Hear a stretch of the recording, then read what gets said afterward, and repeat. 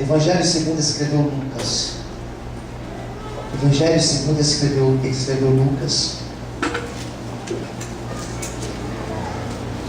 Glória a Deus. Capítulo de número 24. Glória a Deus.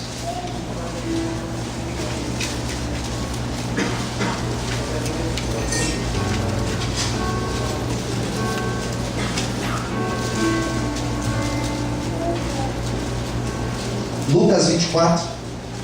Se você olhar para o lado e ver que o seu irmãozinho não trouxe Bíblia, chame ele para ler com você. Lucas 24, eu vou ler alguns versículos a partir do 28. Quem já encontrou, diga amém. 24 e 28. Vamos lá. Chegaram à aldeia onde iam, e ele fez com quem ia mais para longe. E eles o constrangeram, dizendo: fica conosco, que já é tarde, e já declinou o dia. E entrou para ficar com eles. E aconteceu que, estando com eles à mesa, tomando o pão, partiu e lhe deu. E abriram-se-lhe então os olhos, e reconheceram. E ele desapareceu-lhes.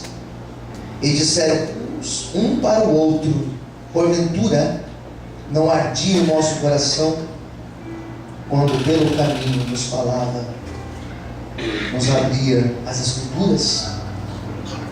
E na mesma hora, levantando-se, voltaram para Jerusalém. Voltaram para onde? Jerusalém. Voltaram para onde? Jerusalém. Chegaram congregados os 11, melhor dizendo, e os que estavam com eles. Até aqui. Senhor Deus e Pai, eu ponho a minha vida nas tuas mãos nesse instante, para que o Senhor possa me usar conforme o Senhor quiser. Que eu possa ser um porta-voz teu. Que esta palavra, Senhor, possa ser marcante nessa noite de Páscoa tão especial. Que o teu Espírito Santo tenha total liberdade para falar conosco. Eu te peço e te agradeço, em nome de Jesus. Amém e amém. Aplauda ao Senhor. Glória a Deus.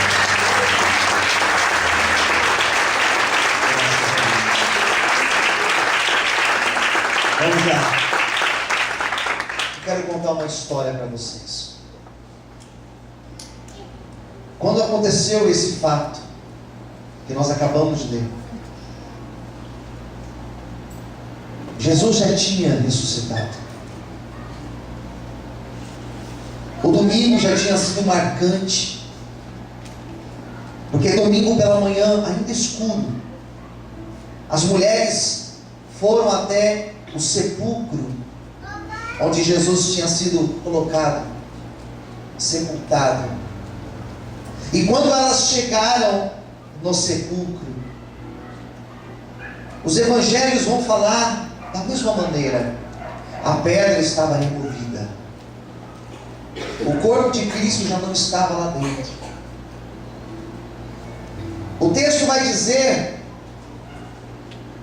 que o anjo aparece, e um dos relatos, o relato de Marcos, vai dizer que o anjo aparece. Ele diz: ele não está aqui, ele ressuscitou.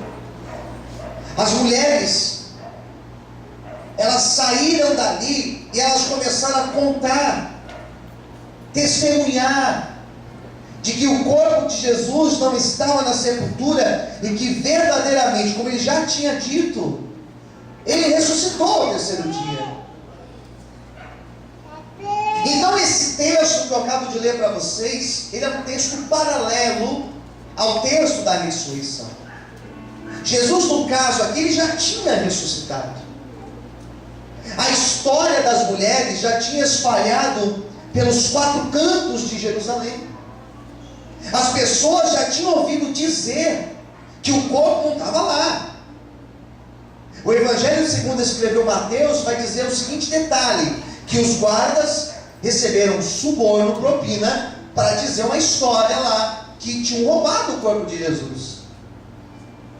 Então as histórias, elas eram espalhadas e alguns acreditavam e outros não. E esses dois homens aqui da história que eu li para vocês, esses dois homens, eles estavam em cima do muro. E aí?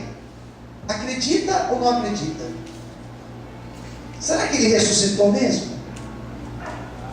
Será que de fato ele ressuscitou? Será que a gente pode acreditar naquilo que as mulheres estão dizendo, que muitos aí estão dizendo? Será que nós podemos acreditar? Não sei.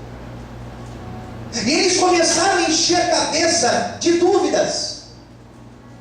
E o relato de Lucas, capítulo 13, vai dizer que eles conversavam entre eles e que eles estavam tristes. É outro detalhe. Porque aquela história não convenceu o coração deles. A história da ressurreição não tinha sido muito convincente. Você sabe que até hoje os judeus não acreditam na ressurreição. Até hoje. São poucos judeus que acreditam. São poucos judeus convertidos a Cristo. Então eles estavam desse jeito, em cima do muro, mesmo tendo muita fé naquilo que Jesus tinha dito, porque eles conheceram Jesus. Por isso que o texto é chamado de os discípulos a caminho de Emaús, porque eles eram discípulos. Mas quando chegou esse momento aqui, eles ficaram com dúvidas. Quem entendeu, diga amém. Criaram dúvidas. E eles estavam em Jerusalém, e de repente eles tomaram uma decisão. Qual foi a decisão que eles tomaram? Para mim chega. Para mim também chega. Vamos voltar para Emaús. Vamos voltar para casa. Esse ato de voltar para Emaús representa isso. Nós não temos mais o que fazer. Porque hoje já é o terceiro dia. As histórias estão aí, mas cadê Jesus? Quem entendeu, diga amém. É como aquela pessoa que enterra seu ente querido, e depois que acaba o velório, depois que acaba o enterro, um olha para o outro e fala assim: fizemos o que estava ao nosso alcance, não tem mais nada a fazer, vamos voltar para casa. E é triste voltar para casa, porque você volta para casa, as roupas estão lá, o quarto está lá, o chinelo está lá, as coisas estão tudo no mesmo lugar, o cheiro da pessoa está lá. Misericórdia, Deus. E eles então, eles tomaram desse desânimo, dessa tristeza, dessa depressão, eles voltam. E quando eles estavam voltando para a cidade de Emaús, os dois discípulos conversando, que triste, acreditávamos nele, ele pregava tão bem. Lembra aquela vez que ele multiplicou os peixes? Lembra, lógico, lembra. Lembra aquela vez que ele curou o leproso? Lembra. Lembra aquela vez que ele ressuscitou a Lázaro? Por que ele não ressuscitou? E de repente surge um terceiro no caminho, com aquele semblante cheio de glória. E o terceiro aparece. Boa tarde. E um olha para o outro: boa tarde. Vocês estão conversando aí? E ele começa a conversar, andar com os três, caminhar com os dois, melhor dizendo. Vocês estão conversando aí? O que nós estamos conversando? Você é estrangeiro? Não, sou daqui. Você não está sabendo da história? Que história? Jesus, o Nazareno, aquele que pregava para as multidões, aquele que curou o leproso, aquele que curou o paralítico, aquele que entrou lá e libertou a Maria Madalena, aquele que fez isso, fez aquilo, ele morreu. Ah, ia ressuscitar, mas não apareceu. E o próprio Jesus estava ali. Quem entendeu, diga amém. Existe um detalhe no texto que diz que os olhos deles estavam tão embaçados de tristeza que eles não reconheceram que Jesus estava ali. Às vezes nós estamos tão angustiados, tão tristes, que nem percebemos que ao nosso lado está Jesus, e basta você orar, a presença dele te envolve, te toma, te levanta, te restaura. Por isso nessa noite, se você entrou aqui cabisbaixo, se você entrou aqui se lamentando, você vai sair daqui flutuando, em nome de Jesus. Aleluia! Adora o Senhor nessa noite. Aleluia! Os olhos estavam encobertos. Daí Jesus ficou estressado com eles. Mas peraí, amigão. Mas não estava escrito na Escritura? Vocês não conhecem a Escritura, não? Mais ou menos eu chegar para você hoje e falar assim: mas você não conhece a Bíblia? Quem entendeu? Diga amém. O crente tem que conhecer a Bíblia, senão ele está perdido. Você não conhece a Escritura? Sim, a gente conhece. O que os profetas falaram sobre Jesus? O próprio Jesus falou. Os profetas. O Salmo não falou? Não tinha um salmo lá que falava disso? Não tinha texto junto ao profeta Isaías que falava disso? É verdade. E como que agora vocês estão aí chorando?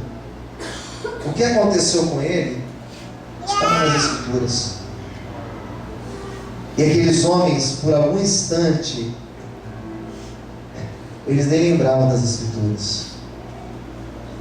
Outra coisa, não se esqueça das Escrituras, porque ela vai direcionar a tua vida.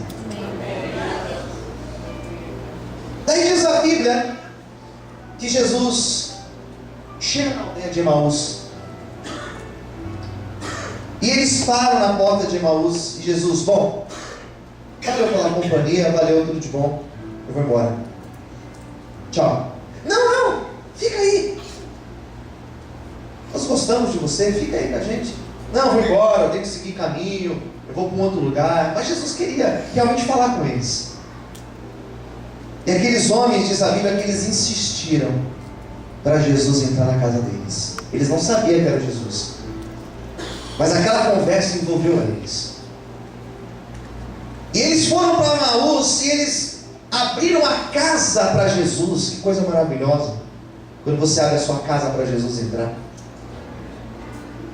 E diz a Bíblia que Jesus entra com eles e eles sentam à mesa, a hora já avançada, os homens estavam com fome. E de repente, vamos comer alguma coisa, vamos comer um pão. Seria mais ou menos hoje, vamos tomar um café?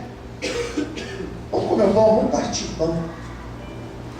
E diz a Bíblia que o visitante era aquele que deveria orar na casa. E na hora que eles foram partir o pão na mesa, estavam ali os três, Jesus no meio, os outros dois em cada ponta.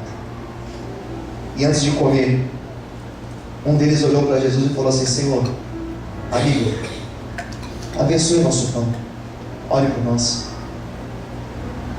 E eles fecham os olhos, curvam a cabeça de forma bem honrosa, respeitosa. E daqui a pouco Jesus pega aquele pão e levanta ao céu, como ele estava acostumado a fazer com os discípulos, como ele fez na multiplicação dos pães e dos peixes, na primeira e na segunda vez. Ele levanta o pão para o céu, ele fecha os olhos, e de repente ele começa: Pai, graças te dou por esse pão, graças dou pela vida dos meus irmãos que estão aqui. Eu te agradeço por esse momento de comunhão, eu te agradeço por esse momento de partilha, eu te agradeço por esse instante, eu te agradeço por esse momento que o Senhor preparou para nós. E diz a Bíblia que Jesus estava orando, e aqueles dois homens de cabeça baixa, eles começaram a chorar, dizendo com eles mesmos: eu conheço essa voz, eu conheço essa voz, eu conheço esse jeito de orar, eu conheço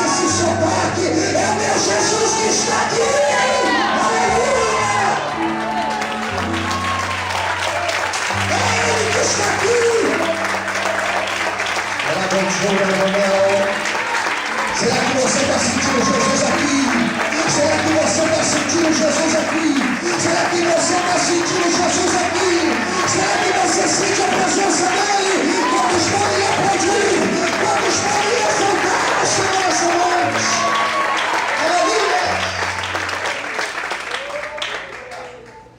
É ele que está aqui. Quando eles levantaram a cabeça, Jesus já não estava naquele lugar, queridos. Jesus simplesmente foi embora. Posso ver amém? Amém. Daí entra o diálogo deles, eu quero compartilhar com vocês. Versículo de número 32. E um disseram para o outro, e disseram um para o outro: porventura não ardia em nós o nosso coração, quando pelo caminho nos falava, quando nos abris as Escrituras? A primeira coisa que esses homens sentiram, o coração deles estava ardendo da presença de Deus.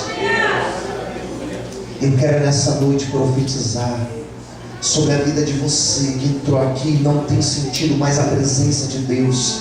Você que entrou aqui e parece que os dias são todos iguais. Você entra e sai da igreja do mesmo jeito. Eu quero nessa noite profetizar para você que já não tem mais disposição para orar, que já não crê mais na palavra, tampouco crê na promessa. Eu quero profetizar para você que está aqui desanimado. Eu quero profetizar para você que entrou aqui abatido por causa de tantas lutas que você tem passado.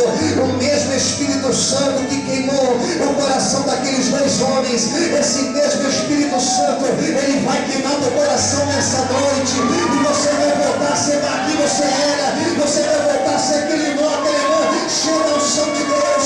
Você voltará a ser um verdadeiro adorador. Eu profetizo que Deus vai levantar uma nova geração dentro desta igreja, de homens e de mulheres não acomodados, mas de homens e mulheres dispostos a buscar a presença do Senhor. Quantos querem fazer parte desses? Glorifique e aplauda a Deus nessa noite, em nome de Jesus. Aleluia! Será que você pode aplaudir o Senhor? Você pode glorificar Deus por isso? Aleluia! Sabe o que aconteceu? Olha o versículo de baixo. Olha o que diz no 33. E na mesma Lucas é muito detalhista. E na mesma hora, dá vontade, pastor, mas não tem jeito, irmãos. Quando Deus toca, Deus toca. Na mesma hora eles levantaram. E olha o que diz o texto. O que eles fizeram? Voltaram para Jerusalém. Posso ouvir amém? Amém. Onde que era o lugar que eles deveriam estar? Jerusalém. Por que eles foram, pastor, na hora que o Senhor tocou neles, eles voltaram para Jerusalém? Porque a experiência com Deus verdadeira nos faz voltar para Jerusalém, nos faz voltar para o foco, nos faz voltar para o centro da vontade de Deus. E muitas pessoas perdidas. Eu conheço muitas pessoas perdidas. Sabe por quê? Porque saíram de Jerusalém. Vai andar perdido até ser tocado de novo pelo Espírito de Deus. E quando Deus tocar, sabe o que vai acontecer? Vão voltar para Jerusalém. Jerusalém não é um lugar, queridos, físico. Jerusalém que eu me refiro não é a igreja Vale de Bênção. Jerusalém que eu me refiro não é aquele lugar ali na esquina. Jerusalém que eu me refiro é o centro da vontade de Deus. Quando eu saio da vontade de Deus, eu começo a decidir do meu jeito. Quando eu saio da vontade de Deus, eu faço do meu jeito arrogante. Eu sou prepotente, eu acho que eu posso, então eu faço do meu jeito. Só que nessa noite Deus vai trazer gente de volta para Jerusalém. Vai trazer gente de volta no propósito dele. E se prepare que quando você chegar em Jerusalém, grandes coisas vão acontecer. Em nome de Jesus, não saia de Jerusalém, não saia do centro da vontade do Senhor, igreja. Aleluia.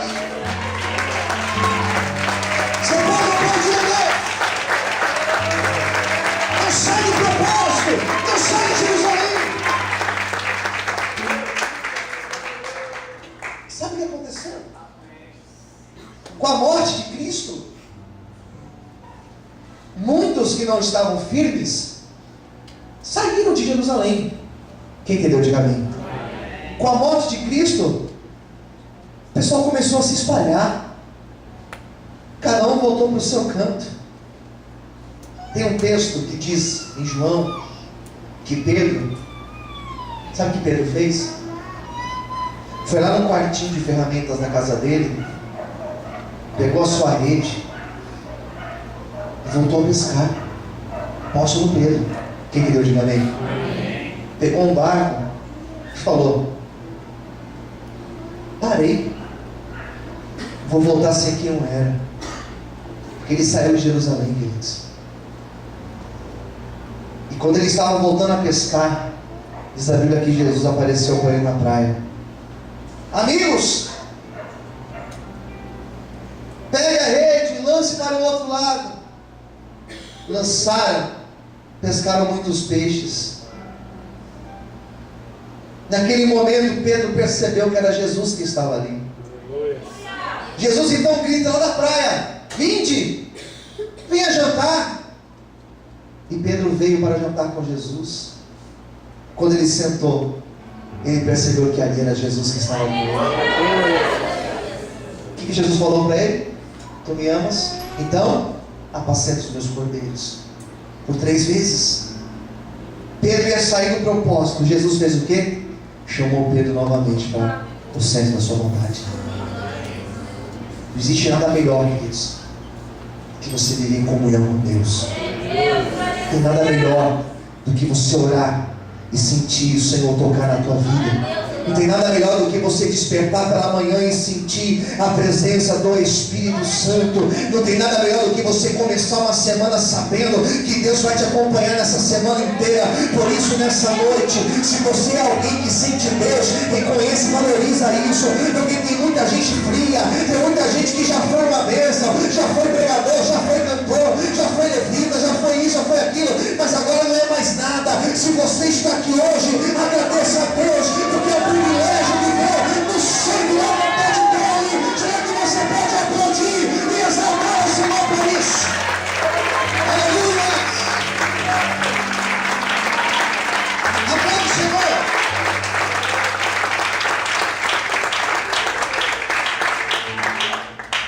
Eu quero ler um texto para vocês que está em Atos dos Apóstolos. Pega a sua Bíblia, por favor. Você sabe que Atos quem escreveu foi Lucas, né?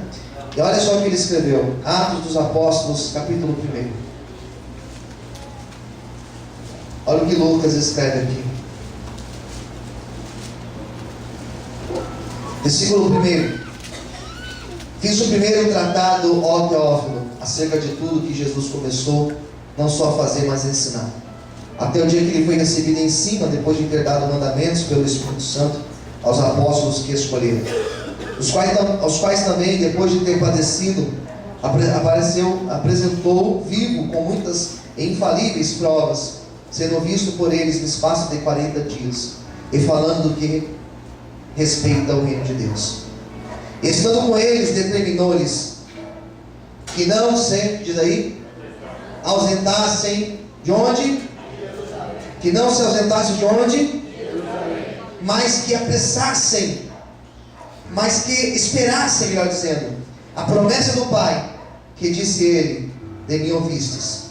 Porque na verdade João batizou com água, mas vós sereis batizados com o Espírito Santo, não muito depois desses dias.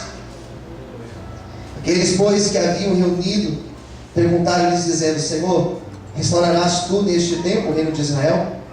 E disse-lhes: não vos pertence saber os tempos ou as estações que o Pai estabeleceu pelo seu próprio poder.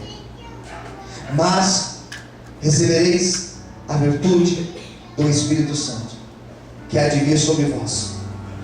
Sereis testemunhas, tanto em Jerusalém, como em toda a Judéia, Samaria e até aos confins da terra. Qual foi a palavra que Deus deu para eles? Que o próprio Jesus disse a eles: permaneça em Jerusalém, porque o Espírito Santo vai descer sobre vocês. Quando o Espírito Santo descer sobre vocês, vocês serão minhas testemunhas em Jerusalém, Judeia, Samaria, até os confins da terra. O tempo não dá para a gente prosseguir, mas a palavra que o Senhor deu foi essa: não se ausente de Jerusalém, não saia do centro da minha vontade, permaneça onde eu coloquei vocês. Aleluia! E a minha unção, o meu Espírito descerá sobre vocês. Nesta noite nós estamos no centro da vontade de Deus. Se talvez você entrou aqui precisando de uma direção, se você entrou aqui precisando da ajuda do Senhor, eu profetizo que a direção do Espírito Santo virá sobre a tua vida. Se você entrou aqui porventura desanimado, eu também profetizo que o ânimo de Deus, o Espírito Santo, repousará sobre a tua vida. Se você entrou aqui porventura abatido, eu profetizo que nessa noite de Páscoa o Espírito Santo vai tomar a tua vida de uma forma gloriosa, e a partir de hoje seremos instrumentos de Deus. Onde nós estivermos, onde nós colocarmos as mãos, o Espírito Santo fará maravilhas. Eu profetizo que onde você for, a presença de Deus te acompanhará. Por isso nessa noite levanta sua mão para o céu, o mais alto que você puder, e onde estiver a mão erguida agora, onde estiver a mão erguida, o coração aberto, receba a virtude do Espírito Santo, em nome de Jesus. Quantos podem aplaudir e exaltar a Deus nessa noite? Aleluia! Aplauda o Senhor essa noite. Amém, queridos? O coração daqueles homens ardia tanto que foi impossível eles não voltarem para Jerusalém. Quando o Espírito Santo toca na nossa vida, é impossível nós não nos rendermos a Ele. E nessa noite, se abra ao Espírito Santo de Deus. Eu convido você a ficar em pé nesse momento.